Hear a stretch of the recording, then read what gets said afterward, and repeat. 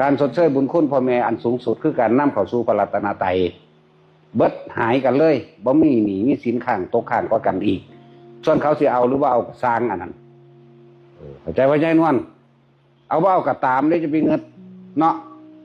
เที่ยวเป็นวัยแต่เกิดมาเนี่ยมันพ่อแห้งแล้วเด้นั่นแหละ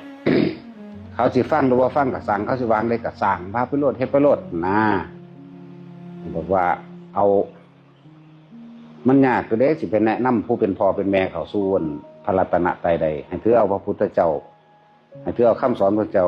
เดินและทำตามธรรมะคำสอนพระเจ้านะมันยากอยู่แต่ว่าก็เฮ็ดไปนั่นแหละเขาจะเอาเบ้ากับสร้างคือกันนั่นแหละกับพ่อแม่หา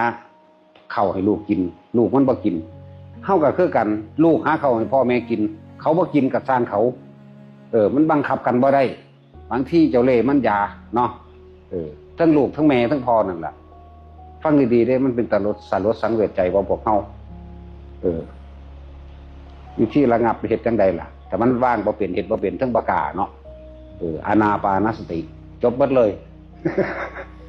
จบเบิดเลยแม่นยังเกิดขึ้นกระสร้างกูบ่เงิดโดดเข้าสู่ลมหายใจบุบวาบบุบวาบอยู่ในแต่ของโลดนี่วิธีสิออกจากโลกวิธีสิออกบ่มาเกี่ยวของบ่มาผูกพันกับไผอยู่ในลมหายใจเท่านั้นนั่นแหละการจะไปแก้โดยใส่กันวัตถุสิ่งของแก้บ่ได้ดอกแก้บ่ได้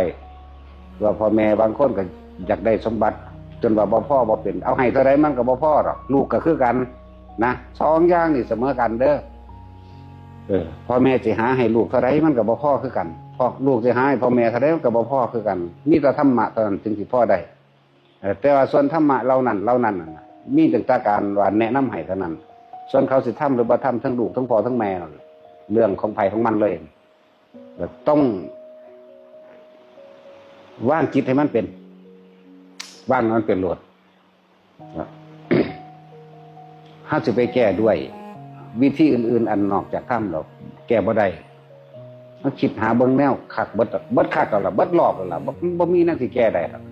บุคคลผู้นั้นต้องแก้ด้วยตนเองอัตตหิอัตโนนาโถเจ้าของเป็นผู้เฮ็ดสิ่งใดไว้เจ้าของก็ต้องได้รับไว้นั่นแหละ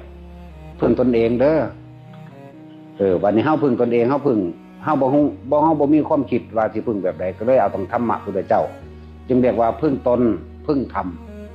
คำสั่งสอนพระพุทธเจ้านะธรรมนั่นแปลว่าความจริงของทุกสรรพสิ่งทั้งหลายเพื่อได้จากหนีออกจากสิ่งทั้งหลายทั้งปวงอันเกิดแก่เก็บตายอันเวียนว่ายตายเกิดอันผูกพันอันอาลัยอันอาวรณ์นะหนีออกแบบใดนี่เพิ่นก็สอนไว้แล้วล่ะอานาปานสตินั่นแหละอยู่หั่นแหละ